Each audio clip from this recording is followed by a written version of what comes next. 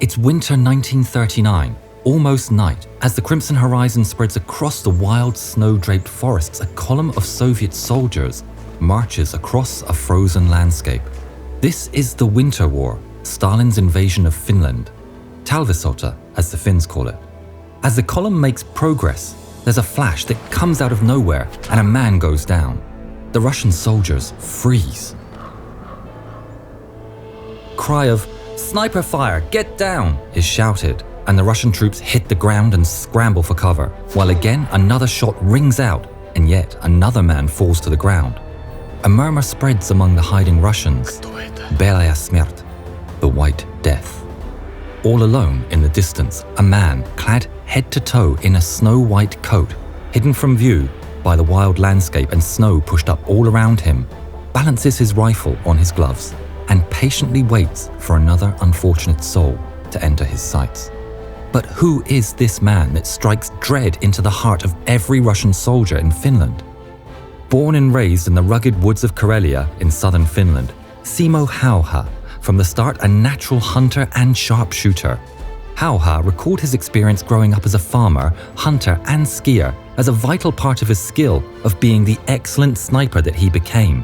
Having been in the Finnish Civil Guard and Finnish Army from the age of 17, he cultivated his skill as a marksman and won shooting contest after contest. His house was reportedly full of trophies for marksmanship. With the outbreak of war, Simo is deployed as part of a garrison manning the defensive lines on the Finnish-Russian border. In the early days of the war, Simo's commanding officer notices Häyhä's skill with a rifle and assigns him to work independently as a sniper. Häyhä's first action as a sniper was ironically a counter-sniping mission. Simo describes the mission such: "It happened once that my CO tried to kill an enemy sniper with his scoped rifle. This Russian had taken up position about 400 meters from us and was constantly shooting towards our lines. After a while, he sent for me and showed me approximately where he thought the enemy's sniper position to be. One of our lieutenants was with us, acting as a spotter when the duel began. At first, I did not see a trace of him, just a small rock where he was supposed to be. But after careful investigation, we spotted him behind a little hump of snow near that rock. I took careful aim with my trusty M2830, and the very first shot hit the intended target." The Soviet fear of Simo grew to the point that they were willing to call in artillery to shell the areas where they believed him to be. In fact, as Simo confirmed, the Russians put a lot of effort into trying to kill me. After finishing yet another Soviet sniper, they vigorously started shelling Simo's foxhole. 50 shells landed around my foxhole, but in vain, Simo once described. Yet for all their efforts, the Soviets never scored more than a scratch or at best a ripped coat on Häyhä. Simo Häyhä's tactics as a sniper are unprecedented for the time. Unlike his Soviet counterparts, Simo doesn't use scoped sights, preferring iron sights as scopes risk giving off a glare that exposed the sniper's location. He said that he caught many a careless Russian sniper due to the glare of their scopes. The cold doesn't bother him either, as he's always prepared with many layers of thick winter clothing. On a cold December day, Simo wanders into the wild and heads to one of his favorite spots, a snow-covered tree with low-hanging branches that creates the perfect spot overlooking a valley. With snow in his mouth, his breath doesn't give away his position. Häyhä pushes up the snow around him, constructing a makeshift barrier, and with a daily ration supply, he sits and waits for hours. He waits, and patiently waits like any good hunter until his patience is rewarded when a group of 4 Soviet soldiers march into the iron sights of his rifle.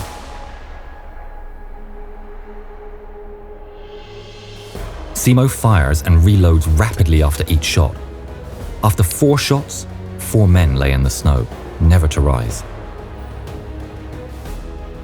Simo goes on to fire his rifle 25 times that day, setting a record for the most kills achieved by a sniper in one day, increasing the ever-growing legend of Simo Häyhä as the White Death in the Soviet ranks.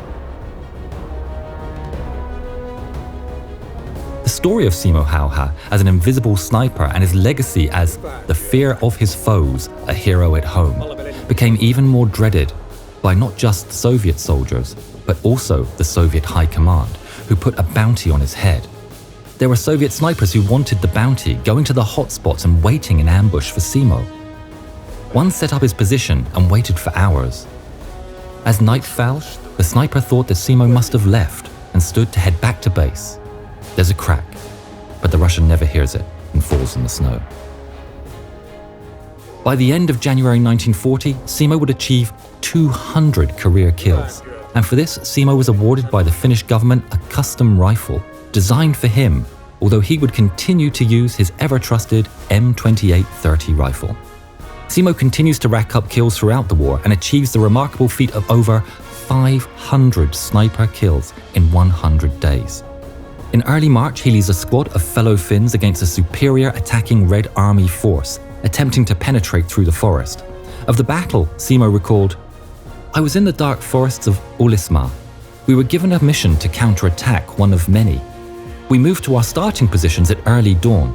There was a swamp, some 300 meters wide, which we crossed without difficulty. Once over the swamp, we charged against the enemy that was really close to us. My rifle functioned very well. We were so close to the enemy that even some were only 2 meters away from me. The enemy was forced to withdraw, but some very brave individual soldiers remained behind to cause havoc amongst us. Suddenly there was a shot, maybe only 50 to 100 meters away, and I felt hit. There's a whoosh, and Simo gets tunnel vision, and then everything goes white for the White Death, and he falls, hit in the jaw by an exploding bullet. After the battle, the Finnish soldiers find what they think is Simo's remains and place him in a pile with the other fallen. Then, one of the Finns notices a leg twitching amongst the pile. Incredibly, Simo was alive, but half his face was gone. He's in a coma for 3 days, by which time the Winter War is over. Simo had 26 surgeries to repair his shattered jaw, which was crafted from a piece of bone taken from his hip. After recovering, he would peacefully live the rest of his days at his new farm in the scenic Finnish countryside, passing away in 2002 at the ripe old age of 96. Simo left a legacy as the world's greatest sniper and marksman, while a renowned Finnish hero, the stuff of legend. When asked about his services in the war, Simo said, "I didn't feel anything towards the enemy. I just fired and loaded, and continued as long as there were enemies. I just shot every time I saw one. I didn't care if he was a commander or not. I'm a lucky man. I've never had dreams about the war. I've always slept well during the war too. I did what I was told to do as well as I could." Asked how he became such a good shot, he simply said, "Practice." If you haven't yet, please subscribe to the channel and please watch more videos of ours. Thank you.